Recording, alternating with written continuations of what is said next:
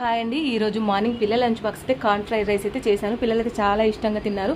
చాలామంది పిల్లలు వెజిటేబుల్స్ అయితే అస్సలు ఇష్టపడరు. ఇష్టం లేని వాళ్ళకైతే వాళ్ళకి తెలియకుండా చాలా వెజిటేబుల్స్ వీలైనంత వరకు సన్నగా కట్ చేసుకోవాలి.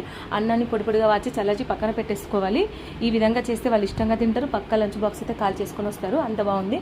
ఏం సాసులు వాడకుండా మన ఇంట్లో ఉన్న వాటితోటి ఈజీగా కార్న్ ఫ్రైడ్ రైస్ అయితే చేసేసుకోవచ్చు. ముందుగా నాన్ స్టిక్ కడాయిలో ఆయిల్ వేసి ఆయిల్ హీట్ అయిన తర్వాత ఆవాలు, జీలకర్ర, సన్నగా కట్ చేసిన ఆనియన్స్, క్యారెట్ ముక్కలు, బీన్స్ ముక్కలు, పచ్చి బఠానీ అండ్ స్వీట్ కార్న్ ఇవన్నీ వేసేసి ఆయిల్లో బాగా దగ్గర పడేంత వరకు మంచిగా ఫ్రై చేసేసుకోవాలి. ఫ్రై చేసుకున్న తర్వాత ఇప్పుడు చల్లార్చిన అన్నాన్ని ఇందులో వేసేసి రుచికి సరిపడా సాల్ట్, చిల్లీ పౌడర్ వేసేసి ఒకసారి బాగా మిక్స్ అయ్యేంత వరకు రైస్ని అయితే మంచిగా కలుపుకోవాలి.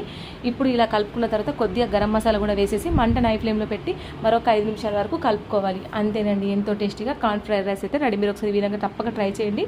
చాలా బాగుంది. పిల్లలు కూడా చాలా ఇష్టంగా తింటారు. ఒకసారి ట్రై చేయండి. వీడియో నచ్చితే ప్లీజ్ సబ్స్క్రైబ్ చేసుకోండి నా ఛానల్ని. Bye bye.